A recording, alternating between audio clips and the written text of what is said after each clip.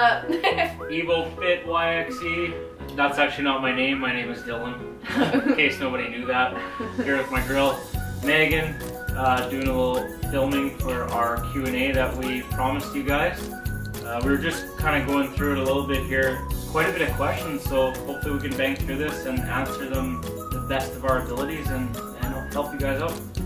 There's some really good questions here, both to do with nutrition and training, and then there's some kind of personal, funny questions, and yeah, so thank you guys for everyone who asked us some questions, and we're excited to give you guys some answers, I guess. So we'll get started.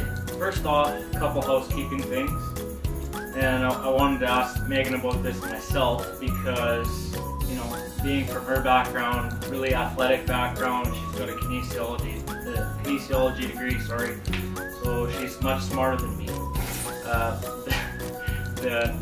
The main question on everybody's lips is, Meagan, is Dillon cute or not? I think I'm quoting there. Or not. Is this a question he's actually asking me? This is a live question. Dillon's pretty cute. Okay, so we got that out of the table, so now we're We had so many people ask, like, how do you resist each other's good looks? Just so that everyone knows we're friends. But Dillon is a good-looking guy, and he's single, ladies. Ah! And he enjoys Reese's Pieces. That's a bonus too. Okay, yeah, and then literally, just real quick. So I had a client, my client, put that on my page, and then she's like screenshotting it and like, your client, 5 minutes later. My client comments and says the same thing. They say the same thing. Like, what is wrong with our client? Yeah. Come on, you guys. It's just the people we attract. Just kidding. It's fun. It was awesome. It made it good fun. Okay, sorry guys. We'll dive right into these questions. So we'll get Meagan's take on this first. Basically, the question was, how do you overcome binge eating? You know, what is there tips or whatever that you could add to this? Yeah.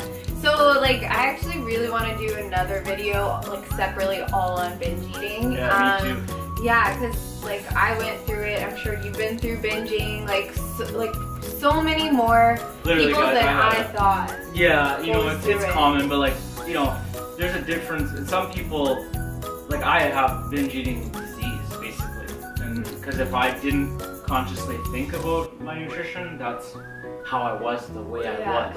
And you know, it's a huge psychological thing, and like there's many different reasons that can lead you to binging. Like it could be something emotional, you have a lot of stress. It could be something to do with like you're really restricting one side of your macros, so maybe like you're really restricting your carbs, and all of a sudden you're so deprived, or you're in a really big deficit for so long that you just kind of crack and start eating everything in sight. Like when you're eating sugars, usually it's like sugars, high fats, salty foods, those are kind of the things that you usually want to binge on. And when you eat them, they kind of work like a drug. Like if you're gonna eat, if you're gonna take like cocaine or something like that, when you're raising your dopamine levels in your brain, it's basically telling you to eat more because it's making you feel good. So it's kind of like when you go down to your physiological side of things, you know, it's not like there's something wrong with you. This is just the way that your body's working, and it's telling you to eat all of that too. So there's so many different reasons why you could be binging, and you know, something that really helped for me is like sitting down, writing down what my goals are, writing down how shitty I feel after a binge, like remembering those shitty feelings, and remembering like when I do eat good and feel my body good, like writing down those feelings and remember how good I feel when I eat that consistently. And I think also even like taking note of how long you're going without your binges. Like if you're going at first like every second day you're binging, and then you're getting better and you're going every 5 days without binging, like take note of that, because that's improvement right there. And like then if you go a week without a binge, and then a month, and then you can be like pretty happy with yourself and like feel accomplished that you're able to kind of go longer without it. And the longer you go without it, the longer you don't crave those things, the longer like you don't even think twice about binging. Whereas like when you are binging, it almost turns into a habit, right? Like you feel these shitty feelings, you go for the food. So every time you feel shitty feelings, you're gonna go for the food. But if you're able to talk yourself out of that and like you feel those shitty feelings, maybe I'm gonna go to the gym instead, or maybe I'm gonna go read or do something else, then that becomes your good habit. And the next time you feel shitty, you're gonna be more likely to go to the gym or do something else different to avoid wanting to eat. And I mean, this I could talk about forever, so just stay tuned. I will make a separate video on binging. I agree, and I have I feel like a good place to connect from that. So for me, I guess if I'm giving a couple tips, I'll mimic what you said a little bit, but I know that I always tell my clients, especially a lot of my clients are in that state where they are binge eating because they're a lot heavier. You know, you need to replace that feeling with something else. So honestly, guys, for me, this is not gonna make me sound good, but kind of a tea connoisseur. So like a lot of times, if I want to binge and trying out a new tea that I haven't tried, we'll replace that. As goofy as that sounds, I am again. I like TV and movies, and I don't get much time to watch them. So I know that I've learned that if I put on one of my shows I like, literally all of a sudden I'm not hungry anymore. Yeah. Once I get dialed into the show, it's just like Exactly. I'm not hungry. So that's how you know it's psychological versus physiological. If it's this is actually a good time to ask this question because the day that we announced that we were going to do this video and like got you guys asking questions and such, I binged. However, to be honest, I'm at a place now in my lifting career or whatever you want to say. I don't really call it binging anymore because I was super conscious of it. It wasn't like I was just stuffing my face and then, oh, what happened? Because that's normally what happened.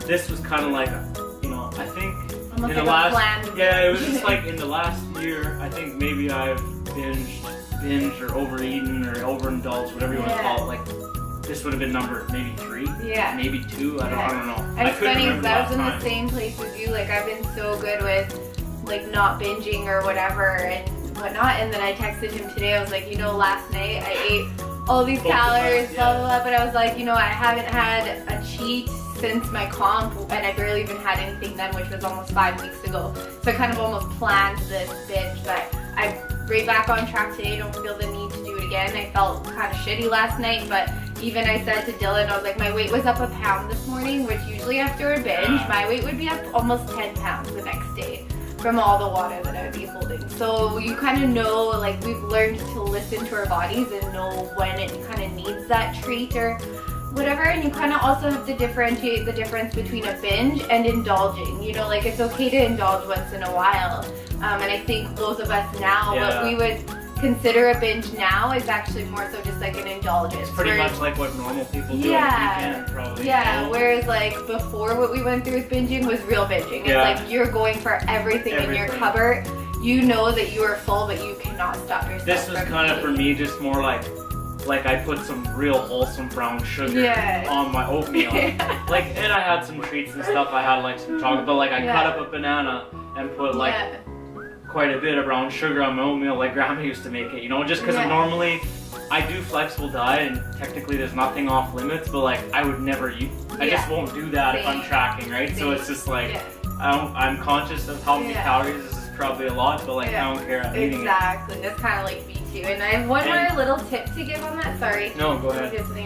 Was figuring out what your trigger foods are for binging. So for me, peanut butter is a huge one. That's crazy, right? You eat much peanut butter every night, but like it doesn't bother you. So it's like something different for everybody, right? And like I could have chocolate bars sitting in my house and I won't binge on them as much as I love chocolate. But if I have a jar of peanut butter, like it's gone in 2 days. Crazy. So like figuring out what those trigger foods are and just not having it in your house easily accessible. Like I hadn't bought a jar of peanut butter in like a year because I knew that's what I kept triggering my binges. So I'd get into the peanut butter jar and then it would cycle into other things. So once you're like you're deep in, you're like exactly. I already ate this, so I might as well eat this. So that's another huge tip that I have. And Again, like maybe we can even make another video together on the 'cause binging. We're probably we're rambling maybe, but anyway, it's just like, you know, I agree. We could probably touch on this. This is a big one too. It's like it's a big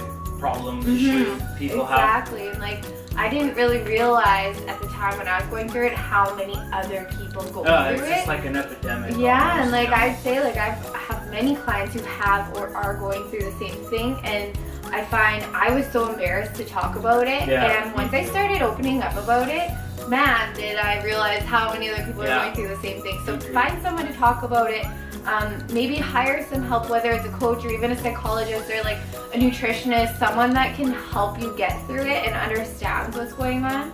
And there's actually another question that someone asked that kind of goes on to this, so I think maybe I'll ask it now. That someone asked was, if you get carried away with a cheat or a binge or whatever, how do you counteract that, or like how do you overcome that the next day, for example? And they're like, for example, like, do you do more cardio or more working out or whatever? What's your for take me, on it? I guess I have two kind of methods to this. Okay, so I'm differentiating a cheat and a binge, because a cheat for me is usually planned. Yeah, like so a yes, repeat. I do take steps actually. So if I know, like, Friday night I'm gonna go for supper, I'm gonna indulge, I'm doing this and that, yes, I probably will decrease my calories leading into that, and depending what I do, maybe a couple days after, because the body doesn't really run on a 24-hour clock, so systemically through the week I try to make it somewhat drive total caloric intake. If it is a binge where I just F up and, you know, eat everything in sight, doesn't happen, but it has happened to me, you know, in the last year probably, or year and a half. I don't do extra, which is weird because most people think you should, but because then you're like punishing yourself with exercise, you know? I 100% agree, and like I've had clients the same thing. They're like, okay, so I binge, I effed up, what do I do now? Like, should I double my cardio tomorrow? I'm like, no, go back to exactly what you were doing before, because I've been there where I'll binge eat everything, next day I'll go and do 3 hours of cardio, and then I cut all my calories for a couple days, and then it leads back into a binge again. Well, and that literally is, that's firing up binges, because you're psychologically messing with yourself. Yeah, and you are punishing yourself, so then you feel shitty about it, and it just, literally, it's this huge negative cloud. Yeah, the whole thing, then your workouts, you're on the thing, on the gazelle there, going, and it's like, and then you're not even enjoying your workout anymore because you feel like you need to do it in order to supplement it. I've had actually like the last couple of times that I've had like refeeds or like planned things, like even I literally sometimes won't even work out the next day. Actually, I find, if I'm being honest, a refeed day for me always is usually on I never usually train the day after, because if I'm doing a quote-unquote refeed day, I find for me personally, if I have a real high calorie day, my recovery goes through the roof. As long as the food is like somewhatly, it's not just like 2 boxes of Oreos, but like if it's just like, you know, things again that I don't normally track, like I add in a bunch of extra fruits and have like maybe some really unlean meat that I normally wouldn't have, you know, like get those saturated fats up. Exactly. And for me, so normally then I'll use that as a rest day, to be honest. Because your body's so depleted, so when you need that refeed, your body needs all those extra calories in order to recover. Yeah, agreed. Too much cardio. So someone asked, is there such thing as overtraining or doing too much cardio? This is very, I don't know, in my opinion, I think it also depends what type of training you're doing. Like say if you're doing like training really heavy for like a powerlifting meet or something, like you obviously need certain rest days in order to recover to really hit those lifts again. And if you're going, you can overtrain, and if you don't deload out of that, I think you technically are kind of overtraining and you're not actually going to be getting a benefit out of it anymore. If your goal is to continue to try and increase your lifts because you're trying to peak for that specific competition. Versus like, I don't know, the type of training I do most of the time, like bodybuilding style type training.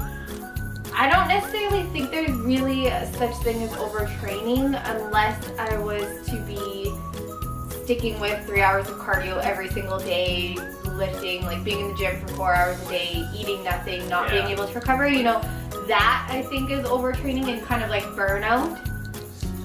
I don't know what your take is on that. We're very similar, and I have a couple things that I've learned along the way. So for me, first off, overtraining is a thing and it's a condition. What most people are referring to is I guess, sorry guys, we had a technical difficulty. I'm hoping this jives together, but basically it's super hard to tell people they're going to eat more and lose weight. And I hate stereotyping, but especially women have a hard time with this. And the way to look at it is just like, you know, you've slowed down your metabolism so long by under eating, because when you eat less, your metabolism is slower. It has to be that way for the body to survive, and that's its main function.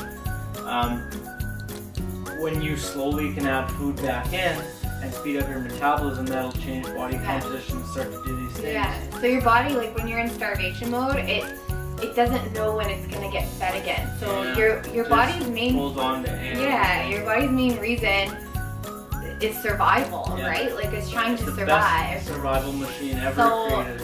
If you're starving it's just gonna hang on to whatever it can to keep you warm, to keep you energized, like do all your normal functions. Living.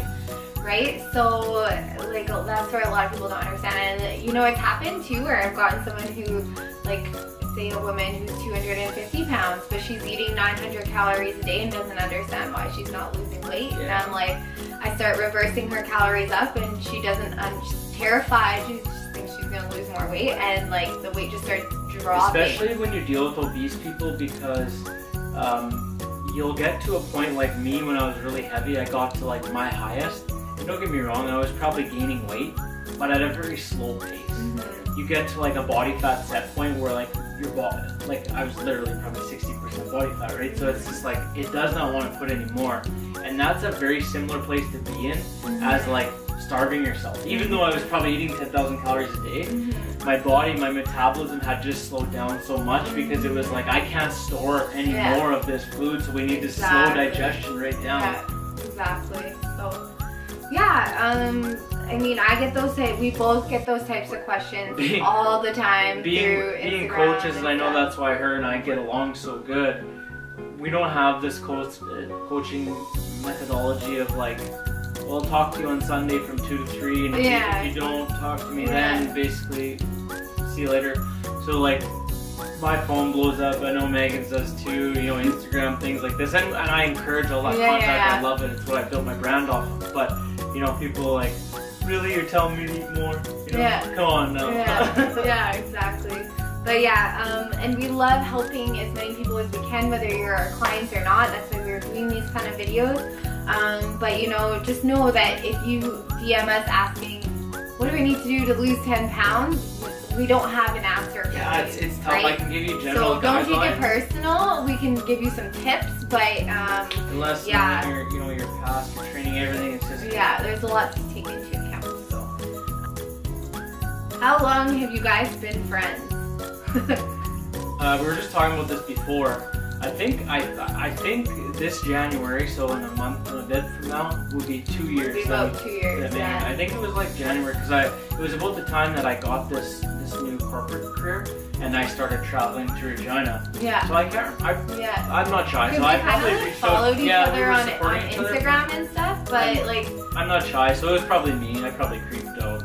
I probably reached out and said, you know, like, hey, I'm here. So we're like, let's train. So then we trained, and then ever since then. Yeah, I remember we just jived really well, and I was actually nervous because she was like, at the time, I was like not in the best of shape. I remember. Neither was I. Like we were actually. Yeah, but I didn't know that. Yeah. So like, you know, people. We both weighed what, 40 pounds more. 40 pounds. We both have lost 40 pounds since we. And I was not. It wasn't like that's where I was at on my journey. No. I let a bulk get out of control. Like I had been this weight already for 2 years or a year and a half, and then I was like 195. I remember I was like in a muscle shirt, and I'm thinking, man, this hot chick's coming here. And she's like, all I had seen is the pictures on her gram, right? So I was like, man, this chick's shredded. So I was hiding from Instagram. So she came in, and I'm like, whoo, yeah. It's funny because we both came off a shitty off season. Not shitty, like Just we both made some good gains. We didn't stop Yeah. training. Internal temp high. Should I say that we're gonna malfunction again? Yeah, we were having major problems. Her camera My literally camera said just said. internal temperature. It's gonna blow up probably. Anyway. Too hot in this room. Yeah. It's me trying to resist Meagan's good looks. Yeah, Just like apparently. steaming this place Oh up. god. Okay, so we both were still training super hard last off season. So like we put on some good muscle. So once we shred down, that's why we both looked great. You know, like our muscle was there. So a lot of people I know I don't know about yours, but like I've been showing my before picture when I was 160 pounds at the beginning of this last year versus now, and people keep thinking that's my starting point, but no, I've been training for 4 years. I've dieted down, I've gained that weight back, you know, I've been training to put on that muscle. So had that been my starting point and I didn't have this previous 4 years, I would have just been a twig once I like weighed this. Yeah, so like you still gotta train super hard, which we both did. But I know actually that specific time. I remember it like it was yesterday, because I was at a very heavy point and I wasn't super happy with myself. And I had a mentor before that was like very much bodybuilding, and that's where I learned all the high volume, high repetition principles. So then she was like, we're gonna do some 5x5s or like 5x3s or some damn thing. And for I'm like, deadlift. Yeah, I'm like, man, I think I deadlifted once before for this, like, you know, for that kind of weight. Yeah. Man, I was like, I did it, and then she did it, and then we kept going up, and finally we got to like 265, and I was like, I wouldn't say it was my max at the time, but it was, and then all of a sudden she's like, I think I can go 10 more. There's 275 on for like 5. And then it's my turn. I'm thinking, man, I don't think I can do this. Like, I'm did it like a boss. Go like a boss. So that actually inspired me. After I left there, I remember being pissed off at myself. I was like, Dillon, I know you're not probably ever gonna be the strongest guy, but like. Anyway, my next mentor actually was very into powerlifting, and I went on to become much stronger and a much lighter body weight. I will throw that out there for context. We were doing pull-ups that day too, and we weighed 40 extra pounds. I couldn't even hardly do pull-ups at the time. Well, at 200, I probably still couldn't do that many pull-ups. That's too funny, but yeah. What is your guys' biggest pet peeve with fitness? I got a couple. Yeah. I don't want to get into it, really. I don't. But I will say, there's 2 like quick things, like just like bullet points I can hit on. If I'm talking about fitness influencers and other trainers, and I think that's what the question was directed at. Again, everyone has different ideas on what works, and we've talked about this before. I think every personal trainer, if they have any brains up in their noggin, can pretty much help people lose weight or gain, like whatever their goal is. The thing that bothers me right now is 1 and 2. One is like giving out a bunch of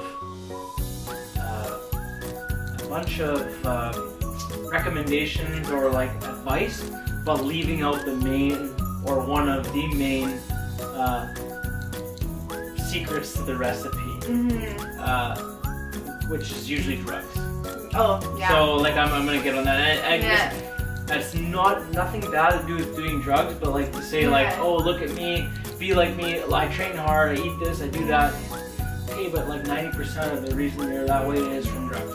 So and I'd say like, that's a pet peeve of mine too, is like these people on social media who have millions of followers and they look absolutely unreal. Yeah, that's what I'm speaking about, And like, not all of them who have millions of followers do drugs or whatever, but a lot of them do, and they take some sort of enhancers, steroids, whatever, or like a lot of females even have like butt implants, things like that, and then they're trying to sell a booty program. It's like, bitch, you didn't work for that. Yeah, and I will say, actually, I'm going to mimic off what she's just saying. The number 2 to my pet peeve is often so many times, it's weird because I think I'm seen a lot of times as like a last hope for people just because of my story. So I'll get people that I've worked with like 5, 6 other clients, right? Or other coaches, sort of rather. And I'll see a program that a coach has designed and the reason that person hired that coach was because they aspired to do something that that coach has done. Like, it could be as simple as like, man, that guy has got jacked arms, or this girl has. Fuck! Malfunction number 3. Oh man, brutal. We had to put the camera in the fridge this time. Which is my idea, so if it's broken I have to buy a new camera. Oh, that's Anyway, so we're funny. talking about like pet peeves and stuff. And I think, I don't know if I was speaking or Meagan was speaking, but I think she'll agree with this. You know, usually the person that has hired this coach or fitness influencer to help them is because like they want that girl's butt, or they want that guy's arms, or whatever. Yeah.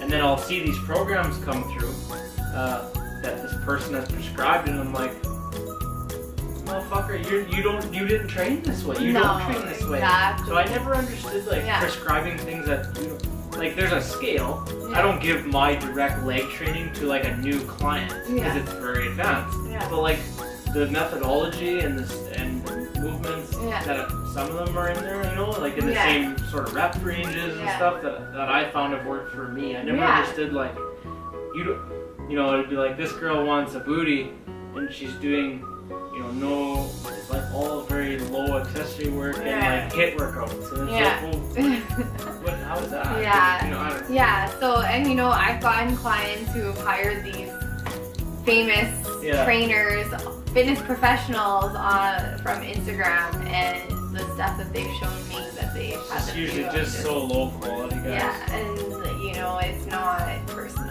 How do you expect that person? It's such a such a monetary value. That's what you have to understand, right? Yeah. They're just trying to pump out as many of these programs as they can. And as you notice, Meagan and I very rarely advertise. We're talking about this. I think I've made like 4 posts that have been directed like work with me, and this is why. Yeah. Other than that, it's all referrals and or just like people. Actually, probably most of my clients came from people watching my stories and being like, hey, through Instagram. you actually know what you're talking about, maybe. Yeah. No. But it is funny, like when you see the people who are constantly like, work with me, work with me, work with me.